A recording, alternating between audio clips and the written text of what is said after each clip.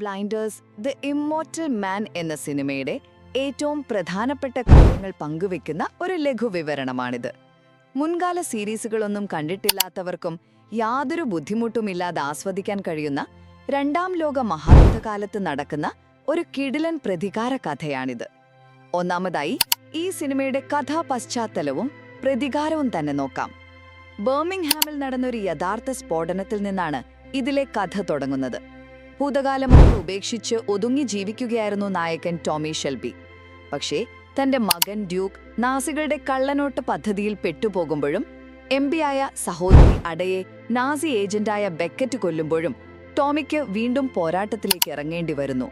ഒന്ന് ആലോചിച്ചു നോക്കൂ, സ്വന്തം കുടുംബം ഇങ്ങനെ അപകടത്തിലാകുമ്പോൾ ഏത് മനുഷ്യനാണ് സ്വന്തം ഭൂതകാലത്തിൽ നിന്നൊളിച്ചോടാൻ കഴിയുക? രണ്ടാമതായി കഥാപാത്രങ്ങളുടെ ഗംഭീരമായ പ്രകടനങ്ങളാണ് ഈ സിനിമയുടെ ഹൈലൈറ്റ്. രണ്ടാം ലോക മഹായുദ്ധത്തിന്റെ ആ ഒരു ഭീകരമായ പിരിമുറുക്കം സിനിമയിൽ ഉടനീളം നിലനിർത്താൻ സംവിധായകന് കഴിഞ്ഞിട്ടുണ്ട്.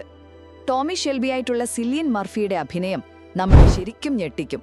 പുറമേ വളരെ ശാന്തമെങ്കിലും എപ്പോൾ വേണമെങ്കിലും പൊട്ടിത്തെറിക്കാൻ പാകത്തിൽ പുകയുന്ന ഒരു അഗ്നിപർവ്വതം പോലെയാണ് ഇതിൽ ടോമി. ബാരി കിയോൺ, സോഫി റാൻഡിൽ, ടിം റോത്ത് എന്നിവരും തങ്ങളുടെ റോളുകൾ ഗംഭീരമാക്കി.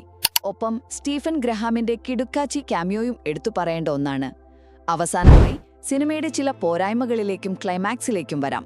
അതിവേഗത്തിലുള്ള ഇതിന്റെ കഥാഗതി നമ്മളെ മുഴുവൻ സമയവും പിടിച്ചിരുത്തുമെങ്കിലും കഥാപാത്രങ്ങളുടെ വൈകാരിക മുഹൂർത്തങ്ങൾക്ക് വേണ്ടത്ര സമയം നൽകാതെ പോകുന്നതാണിതിലെ പ്രധാന പോരായ്മ. ത്രില്ലിനും വേഗതയ്ക്കും വേണ്ടി ഇങ്ങനെ വൈകാരികതയെ ബലികഴിക്കുന്നത് എപ്പോഴും ശരിയായ തീരുമാനമാണോ എന്ന് നിങ്ങൾക്കൊരു പക്ഷേ തോന്നിയേക്കാം. എങ്കിലും പീക്കി ബ്ലൈൻഡേഴ്സ് ലോകത്തിന് തീർത്തും അനുയോജ്യമായ ഒരു ക്ലൈമാക്സ് തന്നെ ഇത് നൽകുന്നുണ്ട്. ചുരുക്കത്തിൽ പറഞ്ഞാൽ ചെറിയ പോരായ്മകളൊക്കെ ഉണ്ടെങ്കിലും പ്രതികാരവും അതിമോഹവും നിറഞ്ഞ ആ ഇരുണ്ട ലോകത്തോട് നീതി പുലർത്തുന്ന ആവേശകരമായ ഒരു സമാപനം തന്നെയാണ് ഈ ചിത്രം.